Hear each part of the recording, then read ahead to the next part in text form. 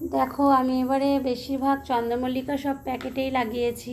একটু অন্ধকার হয়ে গেছে বলে লাইটটা জ্বালিয়ে নিলাম। তো দেখো ভালোই গ্রোথ নিয়েছে প্যাকেটে। এই যে কালো কালো এই ব্যাগগুলো, গ্রো ব্যাগগুলো আমি মিশো অনলাইন থেকে নিয়েছিলাম।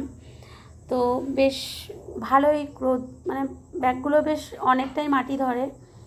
তো টব অল্প থাকায় আর মাটিও কম থাকায় তো আমি এইগুলোর মধ্যেই এবারে বেশিরভাগ কাজ করেছি। টবে করেছি কিছুটা, ভেবেছিলাম সেরকম গ্রোথ নেবে না, কিন্তু ভালোই গাছগুলো বেশ ভালোই গ্রোথ নিয়েছে। দেখো সেরকম কিন্তু যে খুব বেশি মাটি আছে তাও না। দেখো একটা গাছ দেখো কতটা পরিমাণ ঝাঁকড়া হয়েছে। দেখো ঝাঁকড়াটা হয়েছে কিন্তু পিঞ্চিংয়ে করার জন্য।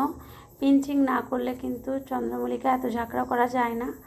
অনেক মানে যারা আমার থেকেও বড় বড় বাগান করে, যাদের বেশি অভিজ্ঞতা, তারা তো অনেক সুন্দর সুন্দর করে, মানে এক একটা গাছে ওদের 300 400 500 করেও ফুল আসে, অনেক বেশি বেশি করে।